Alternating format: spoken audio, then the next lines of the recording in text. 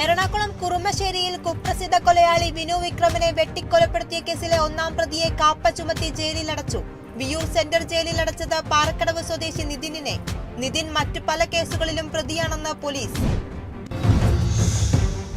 തൃശൂർ അന്തിക്കാട് കല്ലിട വഴിയിൽ റോഡിലേക്ക് വളർന്ന പൊന്തക്കാടുകൾ നാട്ടുകാർ വെട്ടിമാറ്റി. നാട്ടുകാരുടെ ഇടപെടൽ അധികൃതർ നടപടിയെടുക്കാത്തതിനെ തുടർന്ന് നിരവധി പരാതി നൽകിയിട്ടും പരിഹാരമുണ്ടായില്ലെന്നും ആക്ഷേപം.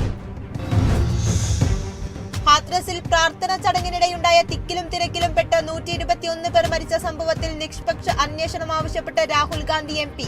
ഉത്തർപ്രദേശ് മുഖ്യമന്ത്രി യോഗി ആദിത്യനാഥിന് രാഹുൽ ഗാന്ധി കത്തയച്ചു. നഷ്ടപരിഹാര തുക വർദ്ധിപ്പിച്ച് നൽകണമെന്നും ആവശ്യം.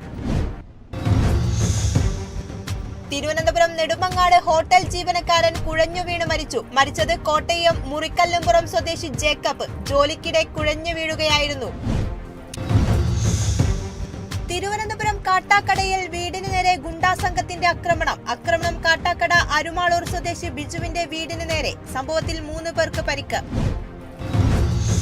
പത്തനംതിട്ട അടൂരിൽ മിനി ബസും ബൈക്കും കൂട്ടിയിടിച്ച് ബൈക്ക് യാത്രികന് ഗുരുതര പരിക്ക്. തമിഴ്നാട് സ്വദേശിയായ സെൽവരാജിനാണ് പരിക്കേറ്റത്. അപകടം നടന്നത് ഭരണിക്കാവ് 7-ാം മൈൽ ജംഗ്ഷന് സമീപം.